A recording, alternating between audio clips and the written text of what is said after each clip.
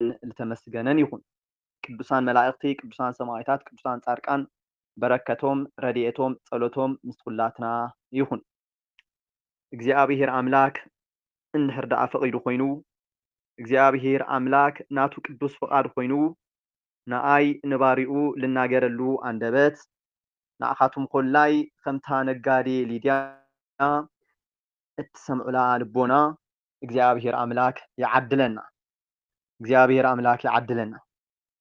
እምባርከስ ከምቲ ኩሉ ግዜ ደጋጊመ ዝናገሮ ቅዱስ ቃል ክንገር ከሉ እግዚአብሔር አምላክ ፍቓደይ ናተይ ተዘይኮነስ ናቱ ፍቓድ ንኽመርሕ ብናተይ ናምንጋር ክእለት ተለይኮነስ ብናይ እግዚአብሔር መንፈስ ቅዱስ ልኽናገር እግዚአብሔር አምላክ ልኹላትና መንፈሱ ይዓድለና። ሎማዓንቲ ከምቲ እንፈልጦ እነና ቅድስት ድንግል ማርያም እትኸብረሉ በዓል እዩ። ቅድስት ቤተ ክርስቲያንና ደጋጊምና ከም እንብሎ ወሓለ እኖ እያሞ ሎማዓንቲ እሱ እንድሕር ደኣ ፈቒዱ ስለ እንኡ ስለ ድንግል ማርያም ስለ አዶ አምላክ ስለ እመብርሃን ስለ ሶልያና ስለ እምነ ጽዮን ሰአሊተ ምህረት ንጽሕተ ንጹሃን ድንግል ወእም እነና ቅድስት ድንግል ማርያም ክንነጋገር ኢና። ኣብዚ ልቢ በሉ ደቂ እግዚአብሔር መድኃኒ ዓለም ኢየሱስ ክርስቶስ ኣብ ልተልዓሎ ኩሉ እንኡ ክትለዓል ግድን እዩ። እንተምንታይ ስኢ ተገደደ ና 30 ዓመት ኤክስፔሪንስ እኒአዋ ድንግል ማርያም ምስ ጎይታ ብምንባር ማለት እዩ። ምስ ጎይታና መድኃኒትና ኢየሱስ ክርስቶስ ብምንባር ና 30 ዓመት ልምዲ ለለዋ እኖ እያ እሞ ስለዚ ስለ ድንግል ማርያም ዋጊዕና ማለት ስለ ጎይታ ዋጊዕና እዩ። በዓዊኡ ስለ ጎይታ ዋጊዕና ማለት እንደገና ስለ እንኡ ምውጋዕና ስለለይቀሬና ማለት እዩ። እግዚአብሔር አምላክ ለሁላትና ምስጢሩ ይግለጸልና። ሎማዓንቲ ና ትምህርትና ርእሲ ዮሐንስ ወንጌል ምዕራፍ 19 ካብ ቁፅሪ 26 ለሎ ና ወንጌል ቃል ይኸውን። ክደግሞ እየ ዮሐንስ ወንጌል ምዕራፍ 19 ካብ ቁፅሪ 26 እቲ ቃል ከምዚ ዝብል እንሆ ወድኺ እኒሃትልኻ እኖኻ ልብል ቃል ይኸውን። እግዚአብሔር አምላክ ብድጋሚ ምስጢሩ ይግለጸልና። እንሆ ወድኺ እኒሃትልኻ እኖኻ።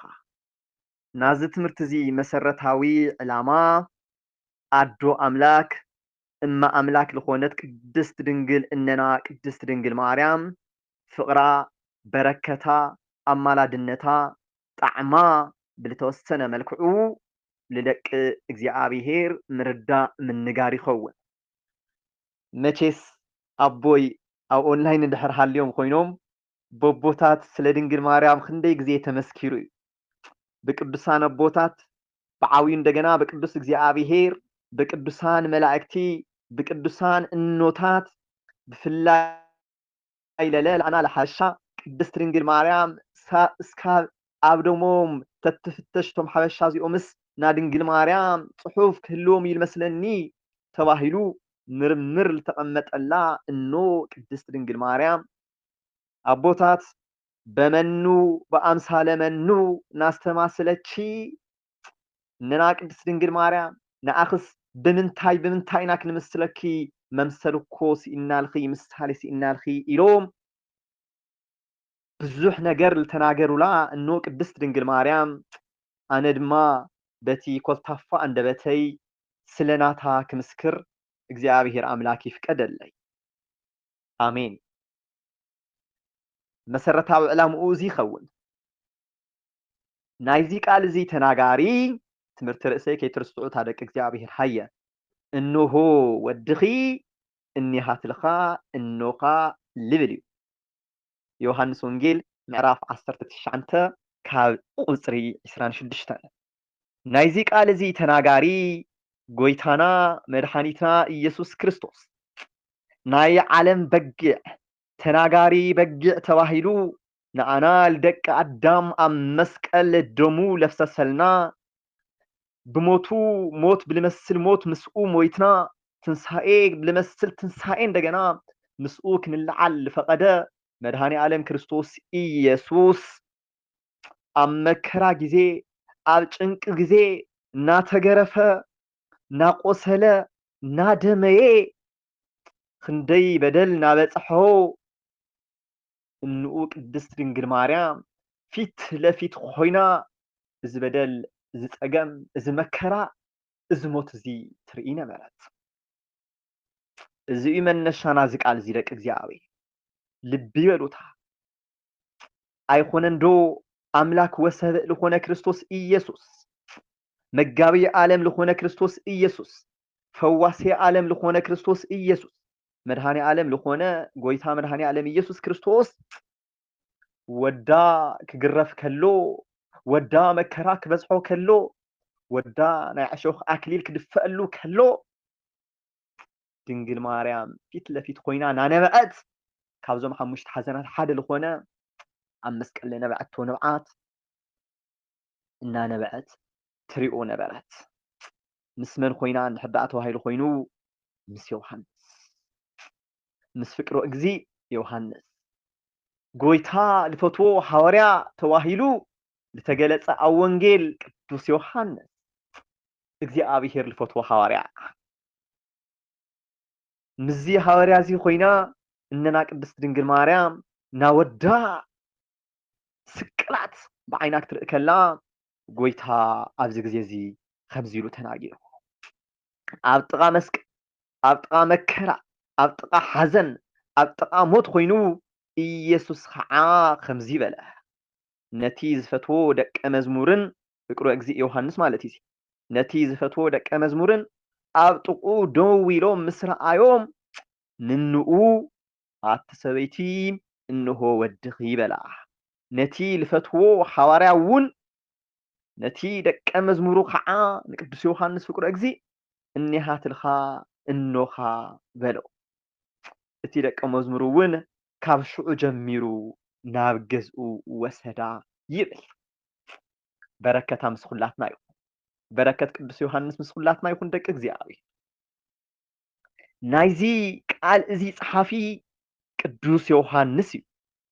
ወንጌላዊ ቅዱስ ዮሃንስ ሐዋርያ ቅዱስ ዮሃንስ ካብ ኣርባዕቲኦም ወንጌላውያን ካብ 12ኦም ሐዋርያት ሓደ ዝኾነ ቅዱስ ዮሃንስ ቃል ስጋ ኮነ ኢሉ ደምዲሙ ዝጸሓፈ ቃል ነይሩ እቲ ቃል እንደገና እግዚአብሔር ነይሩ እቲ ቃል እውን እግዚአብሔር ነይሩ ኢሉ ምስጢረ መለኮት ምስጢረ ስጋዌ ፍጹም ሰብ ፍጹም አምላክ ምዃኑ ጎይታ መድኃኔ ዓለም ኢየሱስ ክርስቶስ ብምስጢር ተገሊጽሉ ተናገረ አቦ እዚ ታሪክ እዚ እንደገና ጽሒፉልና እንታይ ዝብል ታሪክ እንሆ ወድኺ እኒሃትልኻ እንሆኻ ተባሂሉ ልብ በሉ ደቂ እግዚአብሔር እዚ ልብ በሉታ እንሆ ወድኺ ልበሃል ለሎ መን እዩ ተተባሂሉ እቲ ብጎይታ ልተፈተ እቲ ካብ ጎይታ ዕቕፊ ኮታስ ኩሉ ግዜ ዘይወፅእ ከምቲ ኣቦታት ኣብ አንደምታ ትምህርቶም ከምህሩና ተለው ፍቅረ እግዚእ ተባሂሉ ዝፅዋዕ ሐዋርያ ቅዱስ ዮሃንስ ኩሉ ግዜ ኣብ ጎይታ ዕቕፊ ድንን ኢሉ ቃሉ ልሰምዕ ዝነበረ ምስጢር ስጋዊ ብኣግባቡ ልተረድአ ኣቦ ቅዱስ ዮሃንስ ንመን ተዋሂብዎ ለድንግል ማርያም እንታይ ክትኾኖ እኖ ክትኾኖ ማለት እዩ እኖ ክትኾኖ ወሃቢ መን እዩ ጎይታ መድኃኔ ዓለም ኢየሱስ ክርስቶስ ናይ ዓለም አምላክ ናይ ዓለም መድኃኒት ናይ ዓለም ፈጣሪ ዝኾነ ጎይታ መድኃኔ ዓለም ኢየሱስ ክርስቶስ ልልፈትዎ ሐዋርያ ልልፈትዎ ደቀ መዝሙር ልመን ሂብዎ ማለት እዩ እኖ ክትኾኖ ለድንግል ማርያም ማለት እዩ ብግልባጡ እንደገና እንኡ ዝኾነት ድንግል ማርያም 30 ዓመት ሙሉእ ምስኡ ልነበረት ድንግል ማርያም 9 ወርሕን 5 መዓልትን ኣብ ከብዳ 3 ዓመት እንደገና ኣብ ሕቁዓ ዝሓዘነት ቅድስት ድንግል ማርያም ምስኡ ብዙሓት ዓመታት ዝተሰደደት ድንግል ማርያም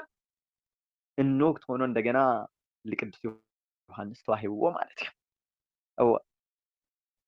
ስለምንታይ እየ ዝርእሲ እዚ የምፅእዮ መስለካቱም ደቂ እግዚአብሔር ንሕና ክርስቲያን ንሕና ኦርቶዶክስ ተዋህዶ እግዚአብሔር አምላክ ስለልፈትወና ከምንኡ ገይሩ ንድንግል ማርያም ሂቡና ማለት እዩ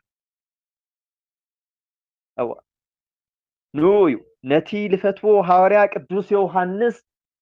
ጎይታ መድኃኔ ዓለም ኢየሱስ ክርስቶስ ልመን ሂብዎ ማለት እዩ ድንግል ማርያም እኖክት ሆኖ እሱ እንደገና ውልዳኮ ጎይታ መድኃኔ ዓለም ኢየሱስ ክርስቶስ ንሕና እንደገና ውሉዳክ ንኸውን ንሳ እነና ክትኸውን እግዚአብሔር አምላክ ቅዱስ ፈቃዱ ይኹነል። ድንግል ማርያም እኖ ምዃን ከመይ ትዕድልቲ እዩ? ድንግል ማርያም ከም ወላዲትካ መሃብ ከመይ ትዕድልቲ እዩ? እሞ ድማ ልቢ በሉታ ኣብ መከራ ግዜ ኣብ ጭንቂ ግዜ ኣብ ሞት ግዜ እነኹም እዚኣ እያ ክንበሃል ከለና ማለት እዩ። ቅዱስ ዮሐንስ እኮ ልበክለሎ እኮ ስለና ጎይትኡ ስቅላት እኮ ቅዱስ ዮሐንስ ለሓዝንሎ ስለና ጌትኡ መከራ እዩ። ነገር ግን ምስኡ ኮይና እሱ ከም ውሉድ ንስታ እንደገና ከም እኖ ክትኾኖ ልተወሃቦ ቅዱስ ዮሐንስ እዚ ቃል እዚ ፅሒፍና ማለት እዩ። ንምዃኑ ኦርቶዶክሳውያን ንምንታይ ኢና ንድንግል ማርያም ነኽብራን ንፈትዋን ልብል 3-4 ነገራት ንምርኣይ ክንሙክር። ንምንታይ ኢና ንፈትዋ? ብሓቂ ምኽንያት እኒኤና ድዩ? ንዓኣ መፍትሄያ ከብስሩ ምኽንያቱ እንታይ ይኸውን? ቅዱሳን ኣቦታትና ከምቲ ቅድም ኢሎም መእተዊ ዝገለጽክዎ ስለ ድንግል ማርያም ብጣዕሚ ብዙሕ ነገር ተናጊሮም እዮም። ብጣዕሚ ብዙሕ ነገር ኣነ ብኣንደበተይ ክሕዞ ዘይኽእል ብኣንደበተይ ንክገልጾ ዓቕሚ ዘይብለ ንግግር ቅዱሳን ኣቦታትና ተናጊሮምዎ እዮም። ነገር ግን እግዚአብሔር አምላክ ከም ልፈቀደልና ከም ልተማሃርናዮ ካብ ኣቦታትና ዝሓዝናያ ዝሰማዕናያ ብዓይንና እንደገና ንረኣናያ ትምህርቲ ንኣኻቱም ክነካፍል። ንምዃኑ ኦርቶዶክሳውያን ንምንታይ ኢና ንድንግል ማርያም ነኽብራን ንፈትዋን? ቀዳማይ እግዚአብሔር ባዕሉ ልድሕነት ደቂ ኣዳምን ምኽንያት ክትኾን ስለለሓረያ ማለት እዩ። ኦርቶዶክሳውያን ድንግል ማርያም ሽም ትለዓል ተሎ ልብና ስፍስፍ ልብል ኣዶ ኣምላክ ትለዓል ተላ ልመናና ጸሎትና ብኽያትና መከራና ኩሉ ንኣኣ እንህባ ንምንታይ እዩ ተተባሂሉ እግዚአብሔር ባዕሉ ንድሕነት ኣዳምን ደቂ ኣዳምን ምኽንያት ልክትኸውን ስለለሓረያ። መዝሙረ ዳዊት 132 ካብ ቁጽሪ 13 መዝሙረ ዳዊት 132 ካብ ቁጽሪ 13 ከምዚ እዩ ዝብል እስመ ሃረያ እግዚአብሔር ለጽዮን ወአብደራ ከመ ትኩኖ ማሂደሮ ዛቲ የእቲ ምዕራፍ ይላል። ክደግሞ መዝሙር 132 13 እስመ ሃረያ እግዚአብሔር ለጽዮን ወአብደራ ከመ ትኩኖ ማሂደሮ ዛቲ የእቲ ምዕራፍ ይላል። እግዚአብሔር ንጽዮን ሓሪዋ እዩሞ መሕደሪኡ ክትኸውን ድማ ፈትይዋ እዩሞ ከምዚ ድማ በለ ይብል እዚኣ ንዘለዓለም መዕረፊተ እያ መሪፀያ እየሞ ኣብኣ ክሓድር እየ ይብል። ኣብዚ ልቢ በሉታ ናይ አንደምታ ምሁራት ትርጉም ምስ ቃል ምስ ምስጢር ልተረድኦም ኣቦታት እዚ ቃል እዚ ክትርጉሙ ከለው ከምዚ ይብሉ እዚ ቃል እዚ ለድንግል ማርያም ለተነገረ ቃል እዩ። ጽዮን ትበሃለላ ለዘለዓለም መዕረፊት ኮይና ለተመረጸት እኖ አምላክ ወላዲታ አምላክ ድንግል ማርያም እያ። እንተ ምንታይ ስኢ ለምድሪ ጽዮን ተልኾን ነይሩ ዘብዝኒኦ ለተነገረ ስኢ ጎይታ ባዕሉን ኪያስ ከምዚ ኢሉ ኣይምተናገረን ነይሩ ሰማይን ምድርን ክሓልፉ እዮም ልብል ባዕሉ በዘይስተዓር ቃሉ ስለልተናገሩ ማለት እዩ። ስለዚ ለዛ ምድሪ ጽዮን ተለይኾነስ ናዘለዓለም መዕረፊት ለተመረጸት ለተሓረየት አምላክ ንምውላድ መለኮት ኣብ ኸውዳ ንምግባር እቲ መለኮት ንስጋኣ ከቃጸሎ ንምንባር ለሓረያ እግዚአብሔር አምላክ ባዕሉ ንኣና ለደቂ እግዚአብሔር ለኣና ለደቂ ኣዳምን ናድሕነትና ምኽንያት ልክትኸውን እግዚአብሔር አምላክ ስለለሓረያ ንሕና ኦርቶዶክሳውያን ለድንግል ማርያም ነኽብራን ንፈትዋን ማለት እዩ። እግዚአብሔር ዝሓረዮ ባ መን የውርዶ? በእግዚአብሔር ዝኸበረ መን ይሕስሮ? ደቂ እግዚአብሔር አምላክ ልመረጾ እግዚአብሔር አምላክ ከፍ ለበሎ ኣይኾነይዶ ኣዶ አምላክ ቅድስት ድንግል ማርያም ንሕና ደቂ እግዚአብሔር እንኩኑን እውን እኮ ከም አምላክና ቅዱስ እግዚአብሔር ቅዱሳን ክንኸውን ኣይኮንና እንዲና ዝተወለድ እምበኣርከስ ከምቲ ፀሓይ ንህፃን ኣውፂኻ ተውቅዖ ተምቆ ከምኡ ድማ ቫይታሚን ረኺቡ ልጉልብት ኣዕፅምቱ ልጥንክር እምበኣርከስ ንሕና እውን ላብ ድንግል ማርያም ንቀርብ በረከት ድንግል ማርያም ንወርስ ላብ ድንግል ማርያም ንቀርብ ችግርና ይፍታሕ ላብ ድንግል ማርያም ንቀርብ መከራና ኩሉ ይቀለልና ብመን ምኽንያት ብድንግል ማርያም ካብኡ ለቀለልና መከራና ከመን እዩ እግዚአብሔር አምላክ ክብሪ ምስጋና ይንኡ ይብፅሕ እዩ هل بلزيا جن نتاصحاي نتهصان اوصخايو ايوصخايو تاصحاي لقنسال وسخا هملي بالله كله حد غزي لخبرو قدوسان حد غزي لخبرت دنجل مريم نحنا اخبرنا يا اي خبرنا يا زمرنا لا اي زمرنا لا لمنا يا اي لمنا يا انا يوسخلنا كبرين بر نا حدا ነገር እንኳን ዝጎድላ የለ ደቅ እግዚአብሔር ሉዩ ካብሊቃውንቲ ኩሉ ግዜ እንልዕሎ ኣብ ባህርያቆስ ናይ ሃገረ ፒንሳ ኤጲስቆጶስ ዝኾነ ባህርያቆስ ከምዚ ይብል እዚ ቃል እዚ ትዝ ክብለኒ ከሎ ከመይ ውሽጠይ ከም ዝሕጎስ መስለካቱ ኣቦና ባህርያቆስ በአማን እግዚአብሔር አብ ነጸረ እምሰማይ ምስራቀ ወምዕራበ ሰሜነ ወደቡበ ወኢረከበ ዘከማቺ ወሰመረ መዓላዚአቺ ወአፈቀረ ስለች ወፈነወ ሀቤቺ ወልደ ዘያፈቅር ይላል።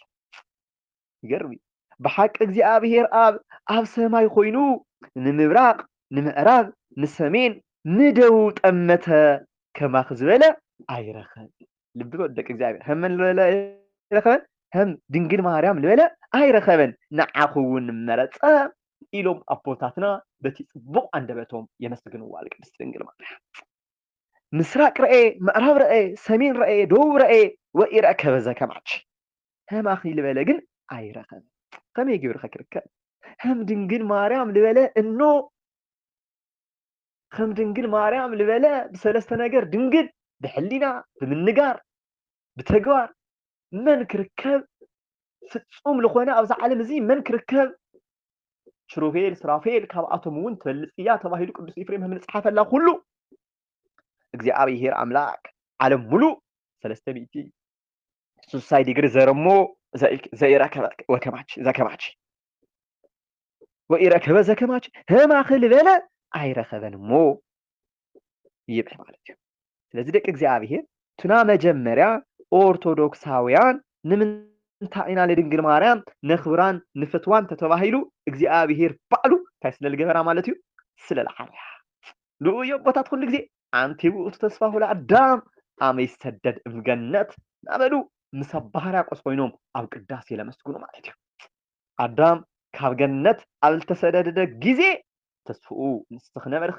ብሓቂ ናድሕነት ምኽንያት ናተስፋና ምኽንያት ተስፋ ለኾነ መድኃኔ ዓለም ኢየሱስ ክርስቶስ ድሕነት ለኾነ መድኃኔ ዓለም ኢየሱስ ክርስቶስ ልምውላድ ብቕዕቲ ኮይና ንጽህቲ ኮይና ቅድስቲ ኮይና መንፈስ ቅዱስ ልበልሃ እኖ ቅድስቲ ድንግል ማርያም ክብሪ ምስጋና ይኹን ካልኣይ መድኃኒት ንጉስ ክርስቶስ ስለልወለደትና ለድንግል ማርያም ነኽብራን ንፈትዋን ለመን ስለልወለደትና ኢለኩም መድኃኒት ንጉስ ክርስቶስ ስለልወለደትና ኣብዚ ልብ በሉ ታደቂ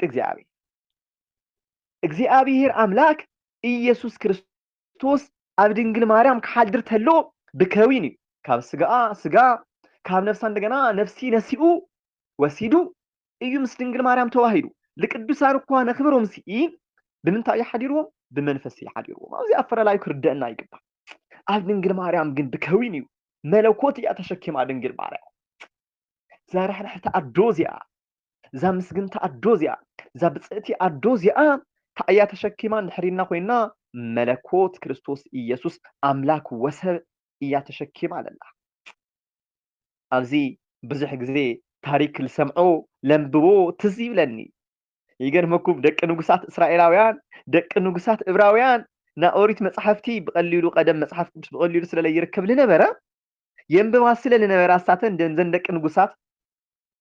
ዕብራውያን ልኾና ደቂ እስራኤል ልኾና ና ኦሪት መጽሐፍቲ የንብባ ስለልነበራሲ ጎይታ መድኃኔ ዓለም ኢየሱስ ክርስቶስ ካብ ድንግል ከም ልውለድ ቅድሚ 700 ዓመት ዝተጻሕፈ ቅድሚ ልደተ ኢየሱስ ክርስቶስ ዝነበረ ኢሳይያስ የንብብኦን ይፈልጦን ስለልነበራ ጎይታ ካባና ካብ ደቂ ንጉሳት ይምኦ ክውለድ እናበላሲ ድንግል ኮይና ይጽንሓ ነበራ ይብል ይገርም እኮ ጎይታ ካብኣተን ልውለድ መሲልወን ካብ ደቂ ንጉሳት ልውለድ መሲልወን ካብ ሓንቲ ጓልድኻ ካብ ሓንቲ ንጽህቲ ልውለድ እኳ ኣይመሰለንን እኳ ደኣስ ንጉስ ይሞ ካብ ደቂ ንጉሳት ይክውለድ እንዳበላሲ ብድንግልና ይጸንሓ ነበራ ይብል ነገር ግን ንሱ ካብ መን ተወሊዱ ተተባሂሉ ካብና ካብ ቅድስቲ ድንግል ማርያም ክብሪ ምስጋና ይኑ ይጽሐዩ ነዛ ኣዶ እዚኣ ኢና ነመስግናን ነኽብራን ደቂ እግዚአብሔር ሕዝም ኣቦና ኣብ ባህርያቆስ ስለምንታይ ኢና ነኽብራ ስለምንታይ ኢና ንፈትዋ ተባሂሉ ኣብ ሕልንኡ ብለሓሰቦ ሓሳብ ክጽሕፍ ከሎ ክናገር ከሎ ድንግል ማርያም ለመስግነሉ ለኽብረሉ ለፍቅረሉ ለፈትወሉ ምክንያት ከምዚ ብምባል ይገልጽ ኦ ማርያም ኣቦና ኣባ ሕርያቆስ በእንተ ዝናፈቅረቺ ወነአቤች እስመ ወለድሺ ለነ መብልአ ጽድቅ ዘበአማን ወስቴ ህይወት ዘበአማን ኦ ማርያም ስለዚ ነገር ኢና እውን ንፈትወኪ ልብ በሉታ ስለምንታይ ምንፈትዋ ኦርቶዶክሳውያን ኣብዚ ግልጽ ኮይኑ ተቐሚጡ እዩ ኦ ማርያም ስለዚ ነገር እውን ንፈትወኪ ነኽብረኪ እውን እንተ ምንታይ ስኢ ሓቀኛ መብልዕ ሓቀኛ ናይ ህይወት መስተ ክርስቶስ ኢየሱስ ስለልወለድኽልና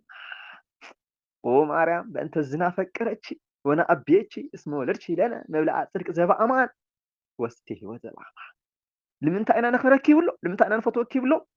መብልአ ሓቀኛ ዝኾነ መብልዕ ሓቀኛ ዝኾነ ናይ ህይወት መስተ መድኃኔ ዓለም ክርስቶስ ኢየሱስ ስለልወለደትና ልልና ንቅድስት ድንግል ማርያም ንኣኽብሮት ስግደት ናጸጋ ስግደት ንሰግደላ ነኽብራ ንፈትዋ ንልምና ማለት እዩ እዋ መለኮት ንምሽካም ዝተመለጸት መንፈስ ቅዱስ ልመልኣ ብሕታዊት ኣዶ መለኮት ንምሽካም መንፈስ ቅዱስ ልመልኣ ብሕታዊት ኣዶ ድንግል ማርያም ካብ መንፈስ ቅዱስ ዝጸነሰት ከመይ ይገርም ካብ መንፈስ ቅዱስ ምጽናስ ከመይ ይገርም ደቂ እግዚአብሔር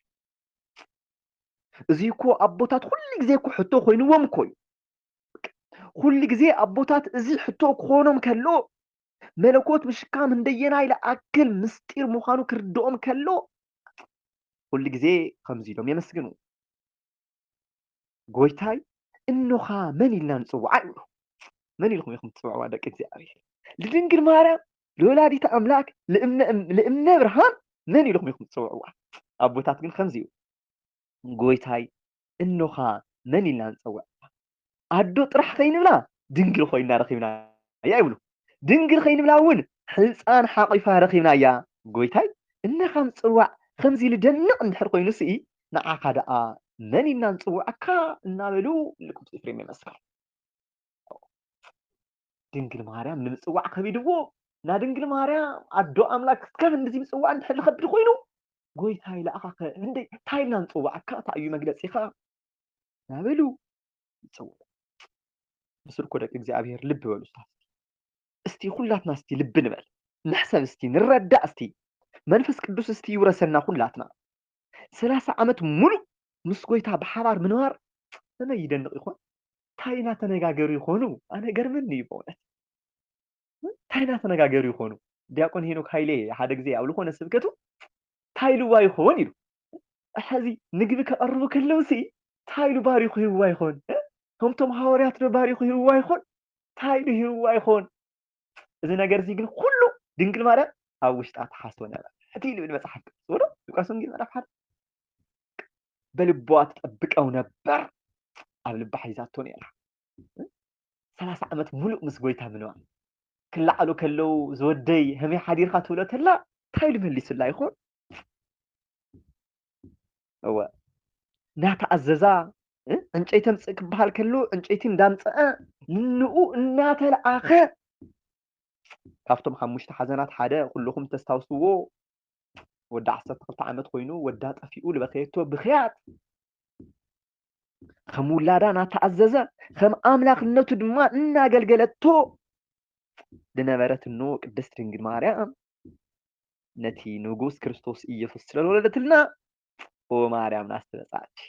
ማርያመይ ብፅት ንብለኪ ኢና ነመስግነኪ ኢና ናበልና ነመስግና ማለት እዩ ጸሎት ማለት እንታይ ማለት ደቂ እግዚአብሔር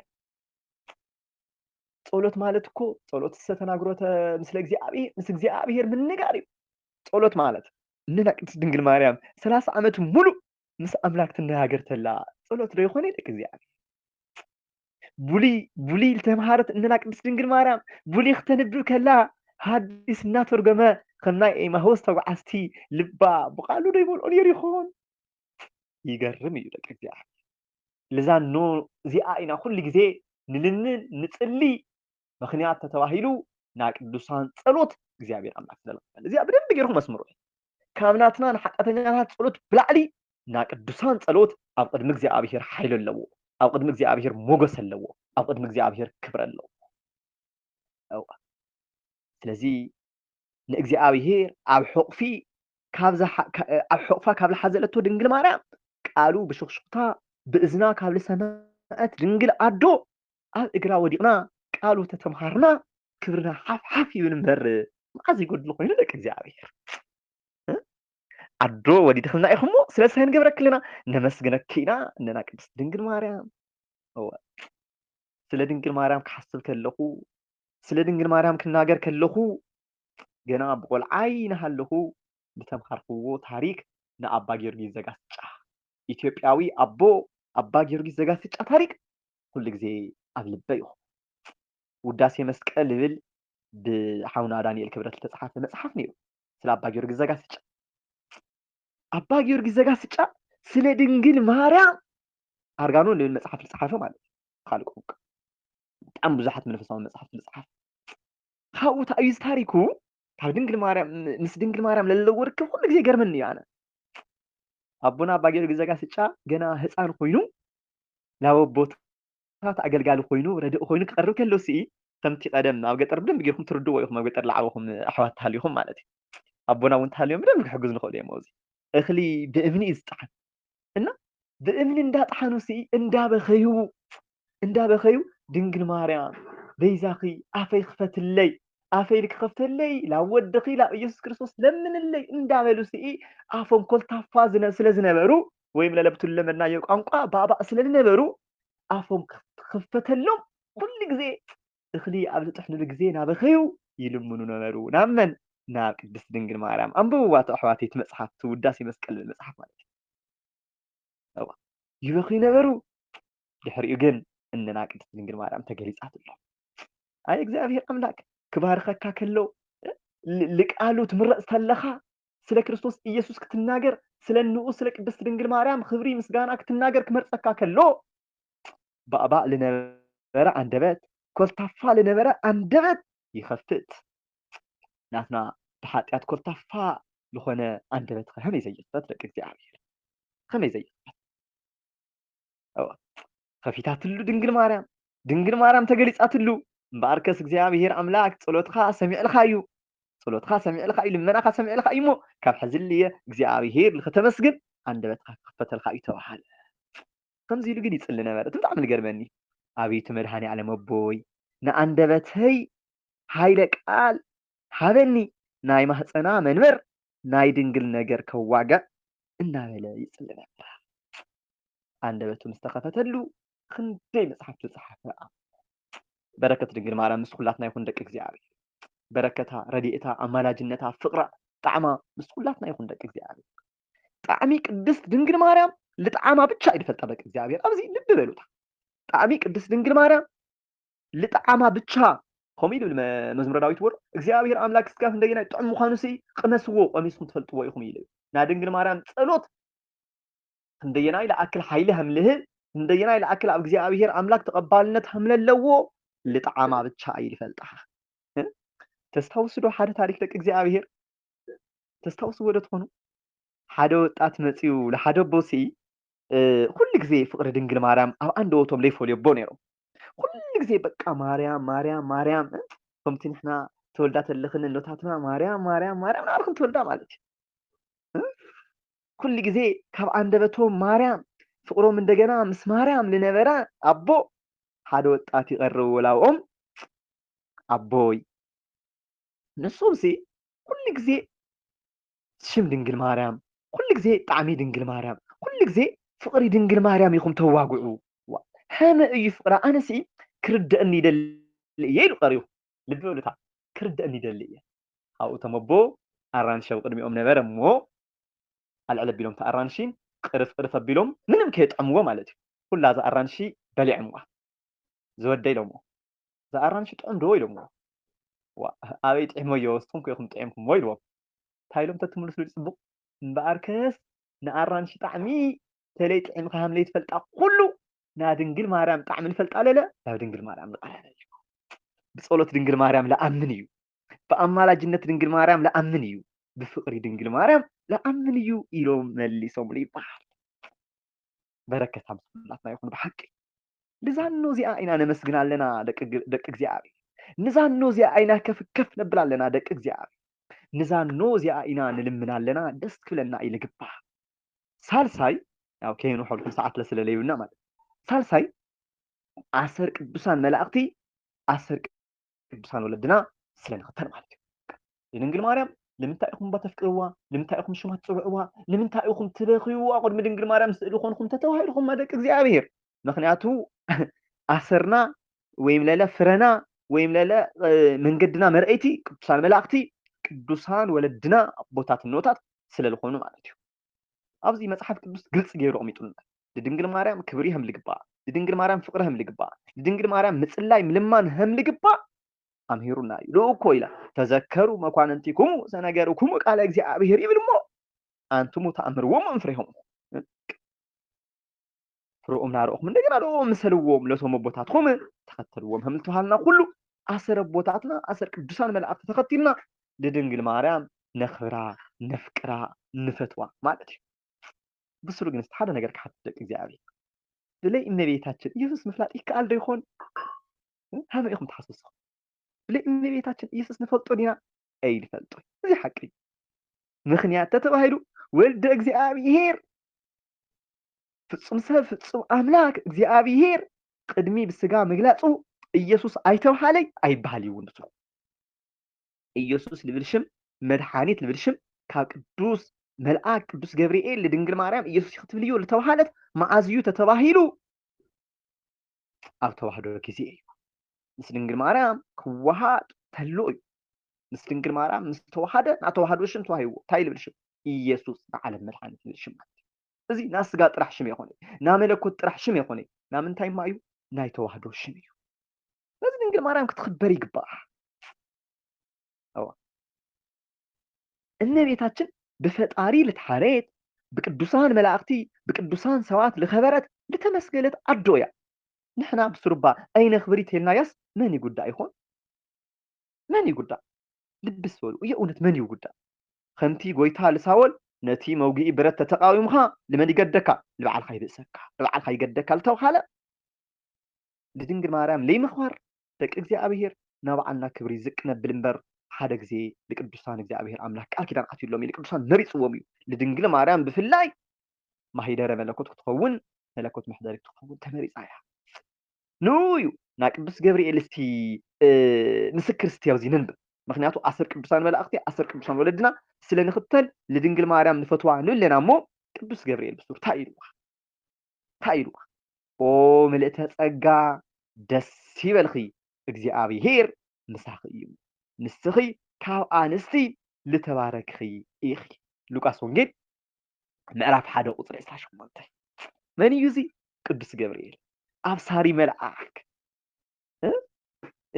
ምውላድ ልለኣበየን እኖታት ለብስር ለኤልሳቤጥ ለበሰረ መልአክ ማለት ኢና ብዘጋጣሚ ዮሐንስ ክትወልድ ሰበይቲ ቅዱስ ዘካርያስ ዝኾነት ሰበይቲ ካህን ዝኾነት ኤልሳቤጥ ክትወልድ ለበሰለ ቅዱስ ገብርኤል ሕዚ እውን ብብስራት መፅኡ እንታይ ልብል ብስራት ኦ ምልእተ ጸጋ ደስ ይበልኺ እግዚኣብሔር ምሳኺ እዩ ንስኺ ካብ ኣንስቲ ዝተባረክኺ ኢኺ ተወዲኡ ብለይ ድንግል ማርያም ምልእተ ጸጋ ዝተባሃለ የለን ኣይህልን እውን ንቐጻሊ ኣይነበረን እውን ብልሓለፈ ድንግል ማርያም ምልእተ ጸጋ እያ ጸጋ ልመልኣ በረከት ልመልኣ ድንግል ማርያም እግዚኣብሔር ምስኣ ዝኾነ ድንግል ማርያም ልቢ በሉ ካብዚ እዚ ቃል ወንጌል ስኢሉ ተጻሓፈ ከይመስለኩም መንፈስ ቅዱስ መሪሕዎ ካብ መንፈስ ቅዱስ ብልተገለጸሎም ብልተምሃርዎ ዝጻሓፍዎ ኣቦታት እዮም ቅዱስ ሉቃስ እንታይ እዮም ልብሉና ኣለው እግዚኣብሔር ምስ መን እዩ ምሳኺ ካብ ኣንስቲ ኩለን እንታይ ኢኺ ዝተባረክቲ ኢኺ ንሕና እውን ከምዚ ንብል ደቂ እግዚኣብሔር ኦ ማርያም ኣብ ቅድሚ እግዚኣብሔር ሞገስ ረኺብኺ ኢኹሞ ኣይትፍርሒ ከም ልበላ ቅዱስ ገብርኤል ማርያም ሞገስና ኢኺ ኣብ ቅድሚ እግዚኣብሔር ሞገስ ንኽንረክብ ክብሪ ንኽንረክብ ናብ እግዚኣብሔር ክንቐርብ ንስኺ ሓንቲ ብሕታዊት ኣማላጅትና ኢኹሞ ድንግል ማርያም ክብሪ ምስጋናይ ንኣኺ ይኹን እንዳበልና ልቅዱሳን ብንህቦ ንኣማላጅነት ምስክርነት ንኣውን ንህባ ማለት እዩ እንታይ ምእንታን ክትልምነልና ኣብዚ ግን ፍሉይ ዝገብራ ድንግል ማርያም ምልእተ ጸጋ እያ ድንግል ማርያም ንብል ሓዙለ ብኻልእ ቋንቋ እግዚኣብሔር ምሳ ኣሎ እግዚኣብሔር ምሳኺ እዩ ተባሂላ እግዚኣብሔር ምስኡ ዝኾነ ሰብ من يقاوموا دك እግዚአብሔር مسؤول ሆነ ሰብ እሞለለ بملአክ التبسرت ድንግል ማርያም نحنا تتقاومنا يا كم تعنتو نبرت تتقاومنا نوعنا كم لبسنا كله انبر لدنجل مريم انت هيقول لا بك ቅዱስ ገብርኤል هنزيل يبسرو موغس رخيو خيخي أقدم እግዚአብሔር موغس مركب خمي يحقوس أو እግዚአብሔር أقدم እግዚአብሔር كبر مركب أستويس مودو إيوب نسوسي أقدم እግዚአብሔር لفتو خوينو ترخبه أقدم እግዚአብሔር قنق سب خوين ترخبه هم لبهال كله ድንግል ማርያም እንደገና ሞገስ እግዚአብሔር ረኺብ ኺኹሞ ስለዚ ታይ ትግበሪ ኣይትፍርሒ ድንግል ማርያም ክትወልዲ ኢኺ ሽሙውን ኢየሱስ ክትብልዩ ኢኺ በላ ቅዱስ ገብርኤል او بحق ምልእተ ጸጋ ለኾነት እነና ቅዱስ ድንግል ማርያም ደስ ይበላ ንሕና እውን ውዳሴ ማርያምና ኩሉ ግዜ ታና ንብል ደስ ይበልኺ ድንግል ማርያም ንምንታይ ግን ደስ ክብላ ድንግል ማርያም ምክንያቱ ደስታ ዓለም ለኾነ ክርስቶስ መድኃኒ ዓለም ኢየሱስ ክርስቶስ ስለለወለደት ማለት እዩ بحق دستا لخونا عالم فسحنا عالم دستانا عالم مدحانيت عالم محرت لخونا قويتا مدحاني عالم يسوع كريستوس لتولد انه خمي خدس ليبلا خمي خدس ليبلا او ድንግል ማርያም ካው ለመለሰት ተመልስ ተስታውስ ደቅ እግዚአብሔር ድንግል ማርያም ለመለሰት ተመልሲ እንይኹ አነ ባሪያ እግዚአብሔር ከምቲ ለልኸኒ ይኹነለይ ድሕር ህንደይ ክርክር ማለት እዩ ምክንያቱ ሳ ህንደይና ቡሊ ለሳሐተ ሕማቅ መንፈስ ስለልርዳ ማለት ስለትፈልጥ ማለት እዩ መጨረሻው ግን ታይላ እንይኹ አነ ባሪያ እንይኹ አነ ገልጋሊት እንይኹ አነ ተቀባሊት ና እግዚአብሔር ከምቲ ለልኸኒ ይኹነለይ አሜን ይኹነላ ድንግል ማርያም نحن عندنا ጸሎትና ላብ ድንግል ማርያም መስዕና ላብ እግዚአብሔር ልኽፈጸመልና አሜን ይኹነልና አሜን ይኹነልና እዚ ና ቅዱስ ገብርኤል ሰላምታይ ና ቅዱስ ገብርኤል ምስክርነት እዩ እስቲ ካብ ቅዱሳን ሰባት ራሱ ኢና ነላል ከም ኤግዛምፕል ቅድስት ኤልሳቤጥ አነ ዝቃል እዚ በእውነት ደቂ እግዚአብሔር ሓደራ አንብዋቶ ድሕሪ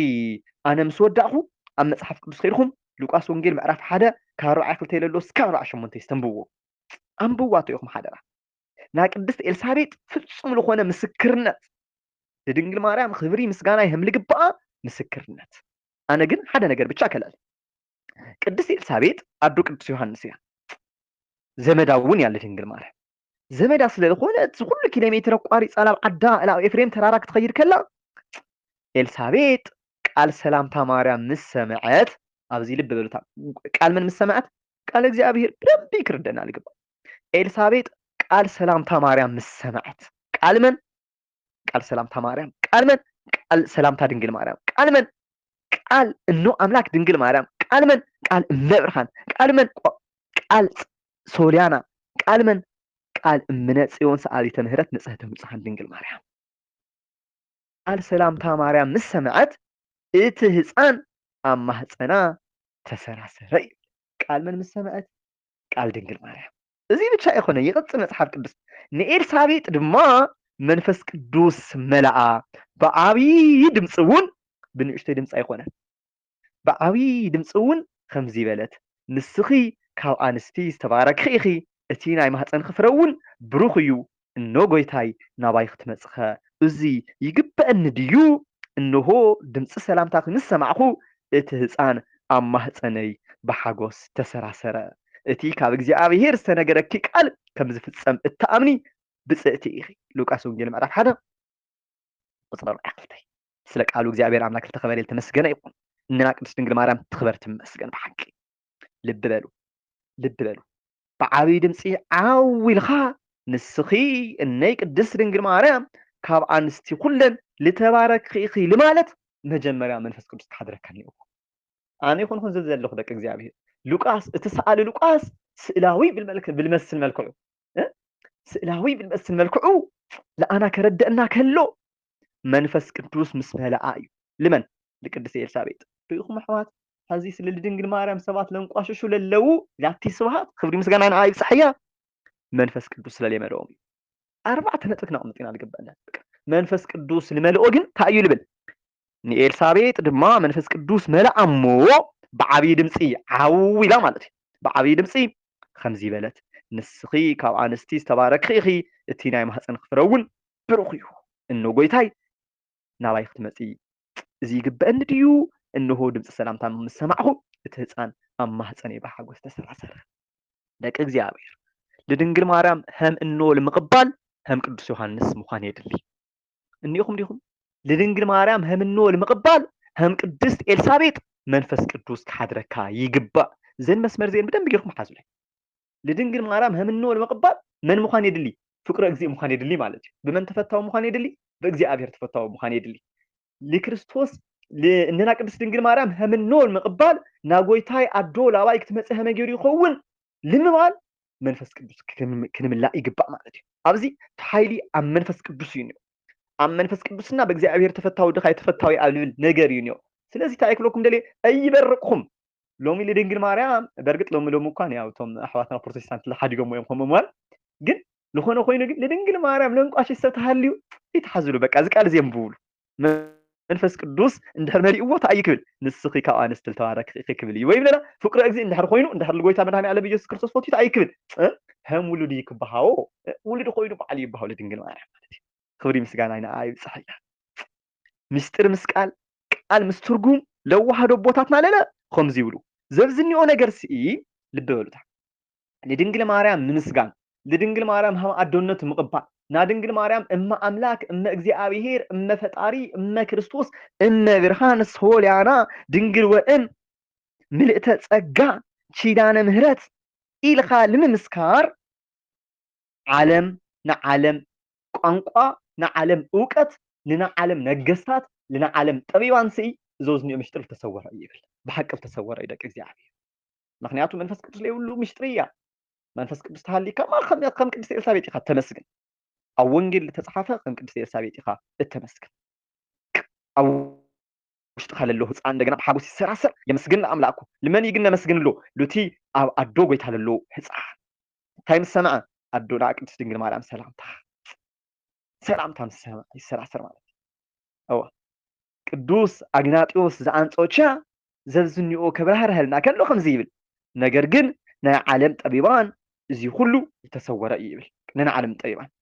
ታዩ ዝተሰወረ ና ቅድስት ድንግል ማርያም ዘለዓለማዊ ድንግልና ና አማኑኤል ሙላዳ ለይሞት ጎይታ ሙማቱ እዞም ሰለስተ ነገራት እዚኦም ሲኢ ንናይ ዓለም ጠቢባን ገዛእቲ ዝተሰወሩ ምስጢራት እዮም ይብል ለምንታይ ደቂ እግዚአብሔር ምስጢርን ሕርግለጸልና ኮይኑ መጀመሪያ ለእግዚአብሔር መንፈስ ቅዱስ هذا منفس قدوس أبانا الحجر قدوس فؤاد خايخون لبل عاوي صلوت مصلا يدلينا مالتي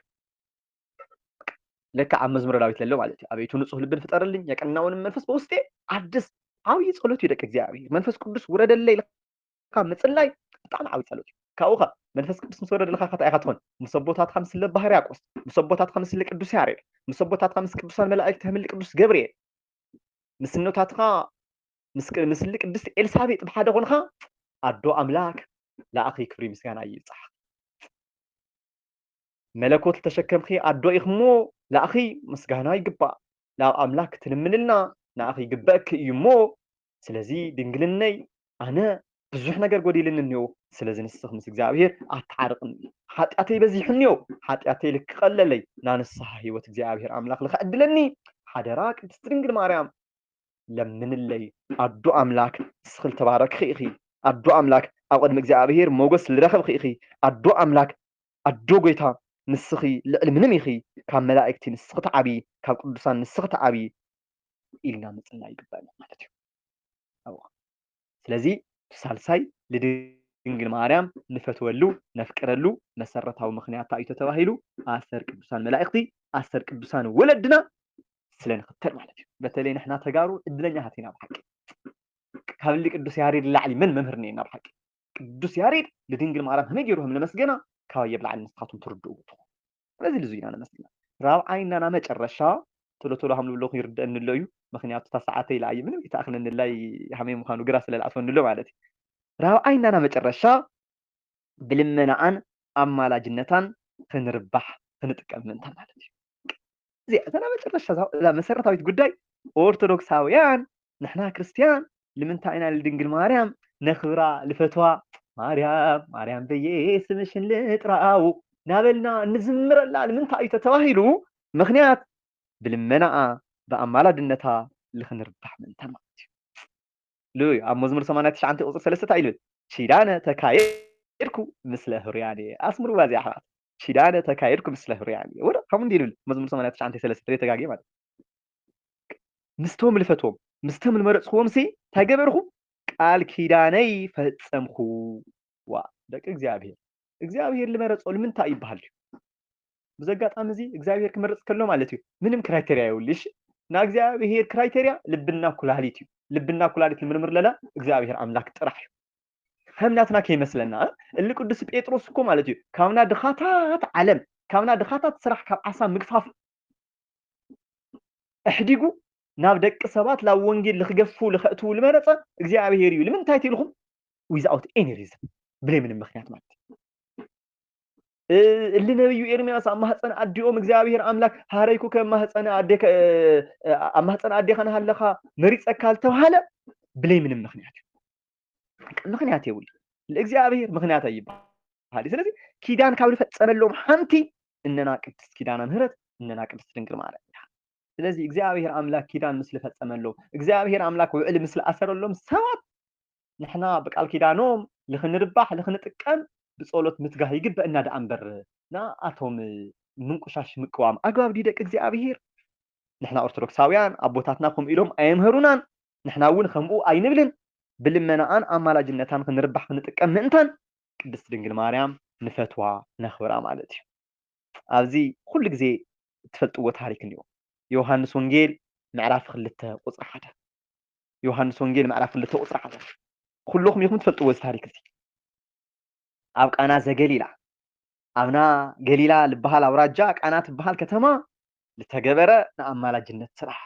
ናልመና ስራሕ ድንግል ማርያም ታይላ እያ ለመነት ዮሐንስ ወንጌል ምዕራፍ 2 ቁጥር 3 ተንቡ ወይኒ ምስተወድኦም እኖ ኢየሱስ ወይንኮ የብሎምን እዮም በለቶ ይበ ታየብሎሚ ወይንኮ የብሎም በርግጥ ዝንዮ ለዋናት ጽናዊ አይ ነገር ይደቅ እግዚአብሔር ወይን ታዩ ደሐረክ ናገሪ ወይንኮ የብሎምን ወለቶ ጎይታ እንደገና አትሰቢቲ ምሳኺ ታያለኒ ታይዶ ጽለለኒ ምሳኺ ክገብረል ከየባዕለይ ማለት እዩ ትርጉም ደቅ እግዚአብሔርና ምንቁሻሻ ይኾነን በመሰረቱን አብራባውያን ቋንቋ ባህሊ ምርዳእ ይድሊ አትሰቢት ልብል ትርጉም ልምርዳ ማለት እዩ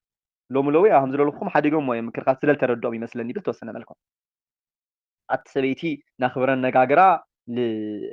ኖ ለሰበይቲ ጽዋዕ ለነጋግራ አምርና ምንቁሻሻም ይኾነ ማለት አትሰቢቲ ምሳኺ እንታያለኒ ግዜ እኮ ገና አይበጽሐን በላ እንኡ ከዓ ነቶም መሰለፍቲ ራዩ ሓዚ እኖ ይውልዲ ተረዳዲኦም እዮም ነቶም መሰለፍቲ አይወለቶም ሁሉ ንስሉለኩም ግበሩ ሪኢኹም እኖይ ውሉዲ ተረዳዲኦም እዮም ለይ ተረዳዳና ንሕና ኢና ነብያት በሐቅ ለይ ተረደና ቃል እግዚአብሔር ንሕና ዳአምበር እኖይ ውሉዲ ማ በቃ ተረዳዲኦም እኮ ይኸው በቃ ንስሉለኩም ግበሩ እሱ ሰናይ ነገር ልክገብር ተአምራትና መጀመሪያ ልክሰርሕ ፍቃዱ ይሞ ወሃሙ ካትላ ድንግል ማለት ፍቃዱ እዩ ሰናይ ነገር ምግባር መከራ ደቁ ንምቅላል ንእግዚአብሔር ቅዱስ ፍቃድ ችግር ደቁ ምቅላል ንእግዚአብሔር ቅዱስ ፍቃድ ሕፍረት ደቁ ምግላ ንእግዚአብሔር ቅዱስ ፍቃድ እዩ ስለዚህ ድሮኩም ግበሩ ደቅ እግዚአብሔር ወይኒ ልጎደለና ናጽድቂ ወይኒ ልጎደለና ለአና በሐቂ ድንግል ማርያም ንኽትልምነና ቅዱስ ፍቃድ አይሆነልና ቆሙ ያት ድንግል ማርያም ለምንና ብቻ እስታፈታላት ምልሰና ሁሉ ልብሎኩም እግዚአብሔር ግበሩ ና እግዚአብሔር ሰናይ ነገር ግበሩ እግዚአብሔር እዚ ንምግባር ታይልኾነ አቦዩ ለተአመነ አቦ ለተአመነ ውሉድዩ ኢላ እንደገና ድንግል ማርያም ትምልሰላ ለአና ማለት እዩ አው ድሕሪኡ ታሪክ ስለተፈልጥዎ ትወይኒ ካብቲ መጀመርታ ግዜ ለነበረ ብጣዕሚ ጥዒሙ ነበረ እሞ እቲ አቦዳ ሲብል ነቲ መርዓዊ ፀዊዑ ኩሉ ሰብ እኮ አቀዲሙ ጥዕም ወይኒ ኢልሰቲ ብዙሕ ንሰተዩ ከዓ ትልትሓተ ይቅርብ ንስኻ ግና ነቲ ጥዕም ወይኒ ክሳዕ ሕዚ አጽኒሕካዮ በለው ይብል ሪኢኹም ከምዚ ችግር ደቅ حسوا مو يؤنت ማለት መጀመሪያ እስቲ ብስጋዊ አይንስ ንረዳዩ መርዓ ጌርና ንበል ለኾነ ነገር ጌርና ክጎድለካ ከሉ ለኾነ እንጀራ ክሳአን ከሉ ለስተክ ክሳአን ከሉ በሐቅ ይሕፍሪዶ እዚ ብስጋ ይሕደግዎ ተራ ነገር እዚ ናስጋ ለአና ኣብነት ልክኾን በአና ልክንመሃር ልተገበረ ተአምራት ብስጋ በጣም ይሕፍርዎ ዶ ካው ግን ኣብዚ ሕፍረት ግዜ ግን መጀመሪያ ጠያቂት መኔራ ድንግል ማርያም ወይን እኮ የብለው ኢየሱስ ክርስቶስ ለይፈልዶ ይመስለኩም እዚ أنا استيزوزني أستي تتملسوا لي بروتستانت هم يدس ملني ليه يفلت رخو إنه كريستوس وين هم نقول له تانكي خد بايفلت السكون على ابن حصاب علوكو يفلتكو يبيت على هذا على يسوع كريستوس الفريساويان نورم تستوصوا مخمرة حشخنا ولا تناجر ونجر استوهم لردو مخنياتو أملاك وسبس للخانة مالتي يفلت نيري قدام من هالعالم نجد ناك قدوسان أمالا جنة نحنا من تنكر دنا وينكو يبلو نحنا دك እግዚአብሔር ናጽድቅ ወይን ጎደለና ነያ ሰናይ ለሆነ ስራሕ ልጎደለና ፍቅሪ ክርስቶስ ከይንገብር ሰናይ ነገር ከይንገብር ልጎደለና ንሕና ልኽትምነአልና ድንግል ማርያም ኩሉ ግዜ ሕዝም ትጽልየና ኣላ ያ ደቂ እግዚአብሔር ጽልላ እያ ደቀይ ናጽድቂ ስራሕቲ ጎዲልዎም እኒኦ እሞ ይቅረበሎም እግዚአብሔር አምላክ ይቅረበሎም ዝወደይ ይቅረበሎም ጎይታ መድኃኔ ዓለም ኢየሱስ ክርስቶስ እንዳበለት ሕዝቡን ትጽልየልና ኣላ ከምዚ ልገበረት ኣዶ እያ ቅዱስ ባስልዮስ ንዛ ቃል እዚኣ ተመሳሳሊት ክናገር ከሎ ቅዱስ ባስልዮስ ዘዕንቁራ ማለት እዩ ኣነስ ነውርን ነቐፋን ዘይብላ ናይ ኣምላክ ኣዶ እመቤታችን ምልጃኣ ይሓትት ኣለኹ ክደግሞ እዚ የእውነት ማለት እዩ ብስለ ደስ ይልኩም ሶሻል ሚዲያ ለምን ተምጽሕፍዎ ማለት እዩ ቅዱስ ባስልዮስ ዘዕንቁራ ኣነስ ነውርን ነቐፋን ዘይብላ ኣስሙር ለይ ብዘዝንዩ ታይታይ ዘይብላ ነውርን ነቐፋን ዘይብላ ናይ ኣምላክ ኣዶ እመቤታችን ምልጃኣ ይሓትት ኣለኹ ይብሉና ኣቦታት كنتقالو تلنا دق እግዚአብሔር نحنا دق እግዚአብሔር نحنا ክርስቲያን نحنا ኦርቶዶክስ ተዋህዶ አመንቲ ለድንግል ማርያም ነኽብራ ነፍቅራ ከፍ ነብላ ሱና መጀመሪያ እግዚአብሔር ባዕሉ ለድሕነት አዳምን ደቂ አዳምን ምክንያት ልክትኾን ስለለሐረያ ሓደ ካልኣይ መድኃኒት ለኾነ ንግሥት ክርስቶስ ስለለወለደትልና ሳልሳይ አሰር ቅዱሳን መላእክቲ አሰር ቅዱሳን ወለድና ስለንኽተል ራብዓይ ብልመናን አማላጅነታን ለኽንርባሕ ምንታን ማለት እዩ ጥቅልል ትብል ተሎ ደቂ እግዚአብሔር ላብ ድንግል ማርያም ምልማና ኣይተጋገናይ ለዘላለም እውን ኣይንጋገን ድንግል ማርያም ጭንቅና መከራና ሓዘና ላብ እግዚአብሔር ንምብጻሕ ለተኣመነት ኣዶ እያ